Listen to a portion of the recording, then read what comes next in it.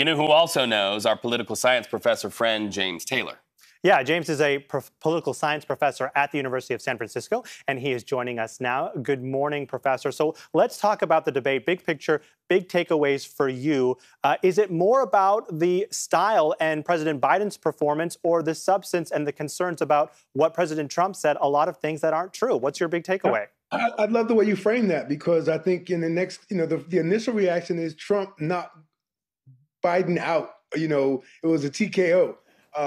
But in a couple of days, people are... Sounds like we lost James's audio. James, can you just look down really quickly and make sure you're unmuted, friend? I don't know if... I'm unmuted. Okay. We can hear you again. Sorry about that. Go ahead.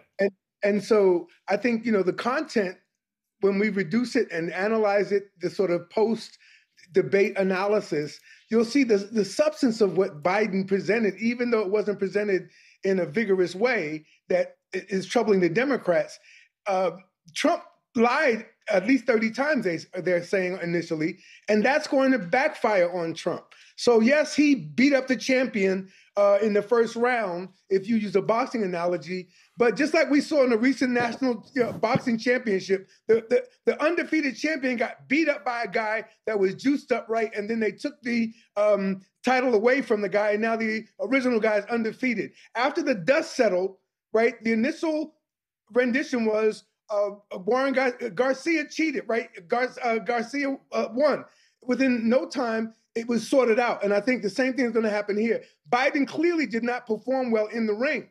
But I think in the long run, when the dust settles, people are going to realize Trump was cheating the whole time by just misrepresenting truths.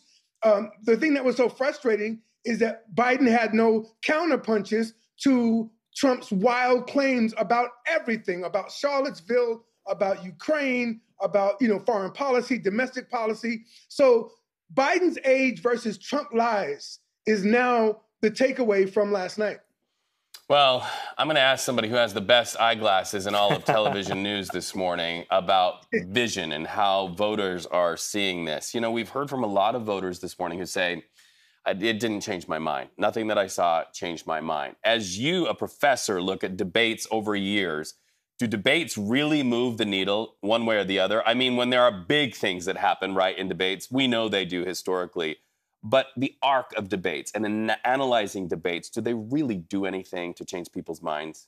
Most political scientists will say no. But when you're looking at the polarization of our politics, the polarization of our party system, it's on the verge. It's right up up in the air. So I think it definitely has a lot to do with how we come across, how the elections come across, how the Democrats and Republicans come across, and again, what people take away from last night. The good thing for the Democrats is this is so early that people will forget, just like we've forgotten how well Biden's performance was when he did the State of the Union. Did the State of the Union matter last night? No. The State of the Union was Biden's high point in the campaign so far. So my point is, will this debate matter in 3 months? I doubt very seriously it will. There's more to come. We have a September debate. Biden might be playing rope-a-dope like Ali, up against the ropes, getting beat up by Trump. And but this happened in 2012. Democrats should calm down. Mitt Romney clearly defeated Barack Obama in the 2012 sit-down one-on-one debate, just like this. And the Democratic Party was in a complete chaos and panic that Obama was not punching back. He was not counter-punching enough. And what happened? Obama and Biden won. So I think Democrats got to calm down. Now the party has to step up. The party has to be what the candidate should be. What Biden should be, the party has to be. So the question now is, who has the stronger party? The stronger party is clearly the Democratic Party, because a Bernie Sanders couldn't take it over the way Trump took over the Republican Party and has dominated it. So who has the stronger party? Clearly the Democrats. Biden raised 3 times the money that Trump did in the last election cycle. He's got Jill Biden. He's got Barack Obama. He's got Michelle Obama. He's still got Bill and Hillary Clinton. There's still a strong Democratic party apparatus that Trump, I don't think, can beat by himself.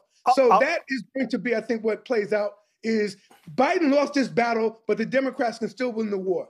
Right, Professor. A lot of important points. And 3 months is really an important way to think of it, because in 3 months they'll be debating again. And of course, before that, we're waiting for the Supreme Court to rule on immunity. So a lot for us to think about. We always appreciate your analysis. Professor James Taylor of USF, thanks again. And here's what struck me, also boxing commentary. Right. We learned a lot.